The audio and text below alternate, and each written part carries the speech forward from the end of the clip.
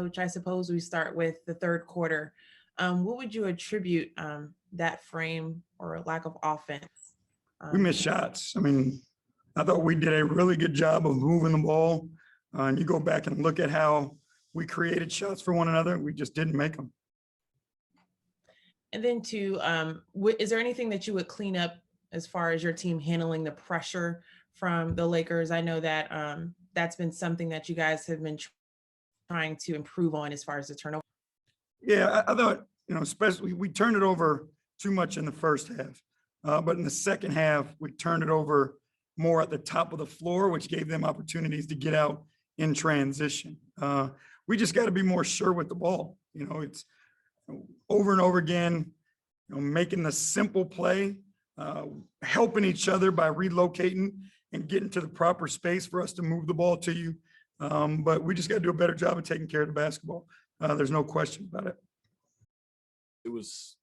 We got good looks. We took good shots. We just didn't make them.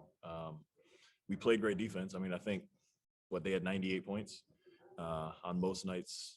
I don't know. I could be wrong if they had 98, but they had 100. Yeah, 100. They had 100. Either way, most nights that's good enough to get you a win, and we just didn't knock down the shots we were supposed to. But I thought our defense isn't what let us down. It was our offense that led to transition buckets. A lot of teams in the last couple of games have been pressuring you guys, especially blitzing off of the screen and causing these turnovers. I know you're not happy with 21 turnovers in a game. How do you fine tune that? What are some adjustments that you can make to clean that up? We just got to get the ball hopping. When they send the trap, we got to get guys flashing the ball, guys lifting up, pulling up, getting ready, showing themselves for the ball.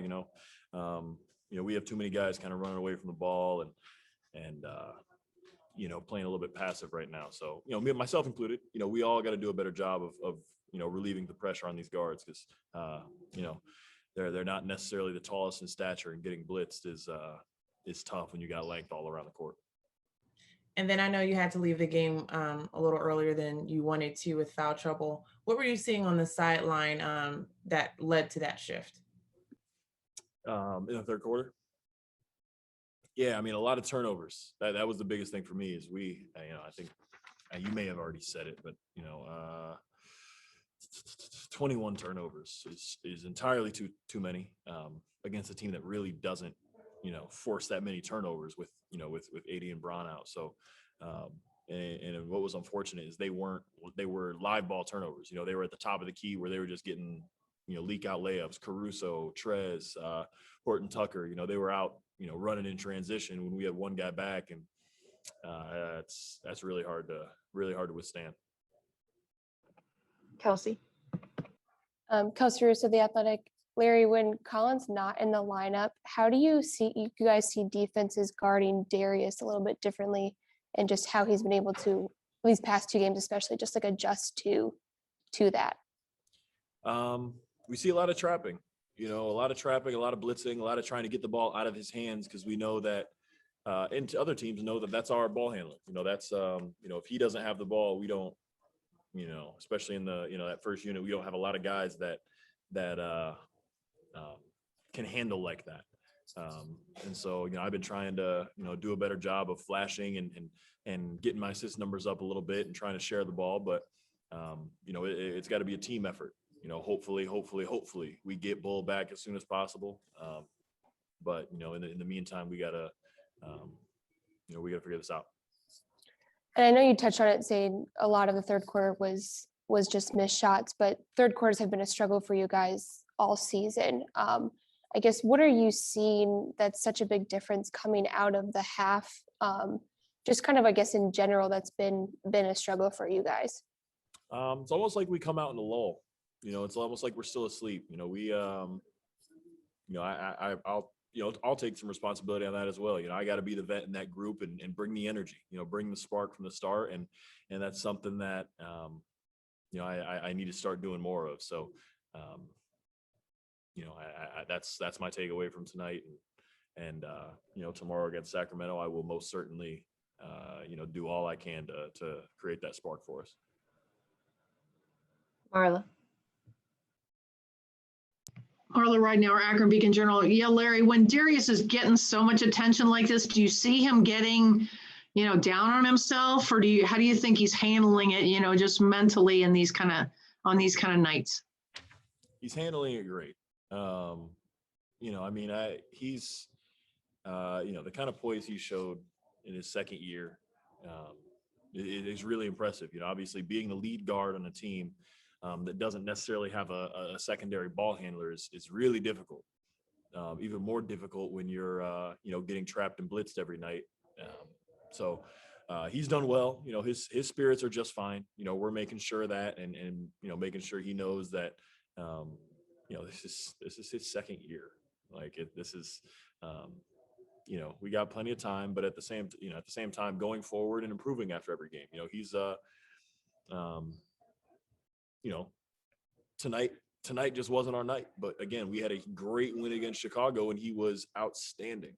So, you got to take it game by game. Nobody's overreacting to it. I hope he doesn't. And it's, he's a heck of a player and he's going to continue being a heck of a player. So hopefully he's not doubting himself. And can you take a little bit out of the first half? I mean, I know the second half was horrible, but I mean, you guys looked pretty sharp. I would assume that was kind of how you wanted to play in the first half. Yeah, it was. I mean, our first half was exactly what we designed it to be. That's what we wanted to do. Come out. We were making the shots. We were playing good defense in the first half. I think they had 44 points. That's great. That's normally enough to get it done every night, on any given night. But our second half just wasn't good enough. If our second half would have been decent, we would have won this game. But 10 points in the third quarter just is not going to cut it. Not against anybody. Thank you. Mm-hmm. Chris, you got anything, or are you good? Oh, I'm sorry. I thought I raised my hand. I guess I didn't. Chris Fedor, Cleveland.com. Hey, Larry. What up? In speaking about Darius, I know you're optimistic about him. The things that you've seen from him in his second year compared to what you saw from him in year one, can you just explain the growth that you guys are seeing both during games and behind the scenes? Yeah, it's a lot of, kind of think of the right way to put this. It's a lot of, I keep using the word poise, but I want to use a different one. It's a lot of maturity, I should say. And it's hard to say he's mature being 21 or 22 years old, wherever he is, but he is, from last year to this year, his on the court maturity's, grown tenfold. He's healthier. He looks more like his, shifty, in and out self. His shot has been great. So, from this year to last year, not to say the last year was bad, but he looks like a completely different player. He's been awesome for us, been one of our best players, one of our most consistent players, leading us in assists.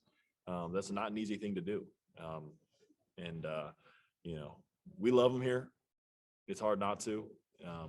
But I think the sky's the limit for him. Is there somewhere specifically where that on-court maturity shows itself the most? I think in a game like tonight, he shot 6 for 17. I'm sure his standards is not great. He'll want to do better than that. But last year he would have dropped his head and kind of stopped shooting. Been real passive, almost, throwing his hands up and been like, tonight's not my night. I'm out of here. But the fact that he stays aggressive, stays shooting, stays leading the team, we got to have that. And now especially without Bull, and like I said, hopefully he comes back soon. But he's been terrific, and that's the biggest thing. That's the biggest thing I've noticed is just his confidence and not really getting down on himself. Thank you. Intensity. We showed it in the first half that we knew how to play the right way, knew the defensive coverages, and with the energy of the show, we just didn't bring it into the third quarter, and that's what hurt us the most. Is there anything that you saw as far as the other team and their adjustments in the second half, especially the amount of pressure that they were applying to you guys and your ability to respond in that department? It was definitely just more pressure, being more aggressive, being more assertive, and we started to turn the ball over. That hurt us, especially when you turn the ball over. And the way we did, they were able to get easy, fast break points. Sorry. Jarrett, just as far as you have another game tomorrow night. Right. The things that you saw tonight, and I know you're probably hoping you can also get Colin back as well, but how can you be better? How can that improve even tomorrow night? I would say consistency. And I'm not gonna lie, I heard Larry say it too, maturity. We played this team. We know what they're about. We know what we have to improve on. And we played this game good in the first half. And if we can carry that over, especially with Sacramento, then I think we'll be fine. See, go ahead. Kelsey Russo, The Athletic. Jarrett, you kind of touched on it a little bit, but third quarters have been an area that you guys have struggled all season. We've talked about it before, but what's kind of the step that you guys need to come out of that second half, especially when you have such a really solid first half and really good first quarter? What's that step that you guys need to take to come out in that third quarter? I don't know. I'm not gonna act like I know every answer, but I'm not sure what the defining moment will be for us that we need to step out and take the next step. And there's definitely something out there. We know that we still have things to improve on, but I'm just not gonna lie to you. I'm not exactly sure. All good. I appreciate it. And then I guess for you specifically, did you see anything just as the game evolved and even especially in the second half that the Lakers were doing against you defensively that just kind of, what were they doing differently against you, especially in the second half? The second half, I feel they were definitely bringing another person over. It was just a whole mix of a lot of things. Either they're bringing somebody over on the low side and they're blitzing the ball, to get it out of Darius's hands. And they're just throwing just different coverage after different coverage at us.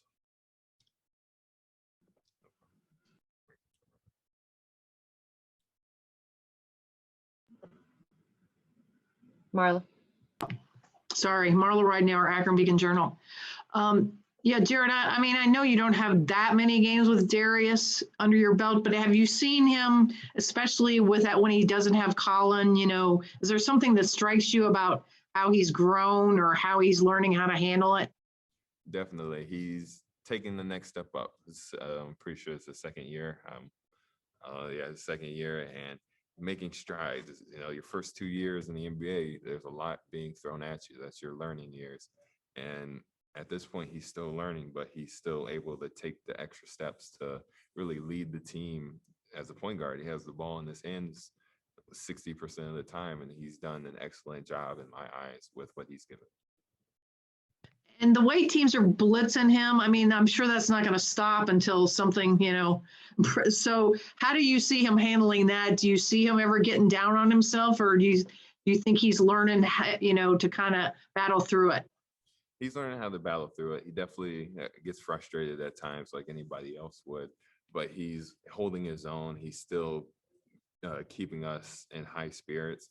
And it's a tough job, and we all know that it's a tough job on him. We're putting a lot of, not pressure, but a lot of work on his shoulders, but he's handling it well. No problem. Last one, Chris. Chris Fedor, Cleveland.com. Hey, Jarrett. Hey. Has it gotten to a point where the third quarter stuff is in your heads? I don't think so. I don't, at least not for me. I don't know what they're all thinking, but I feel like we're not overthinking it. Maybe I don't know what it. Like I told, I don't know what the next step is. I'm not saying we're never going to reach that. We're a young team. We still have a lot of work on, but it's just something that's going to click for us one day. You've mentioned being a young team, and with young team comes inconsistency and growth. At any point, do you have to stop and remind yourself about that? I don't know if it's on a daily basis or if it's a night like tonight against the Lakers. I mean, you're one of the youngest teams in the NBA. You definitely have to remind yourself at the end of the day, we are a young team, but that doesn't excuse that we're messing up. We are professionals in our craft.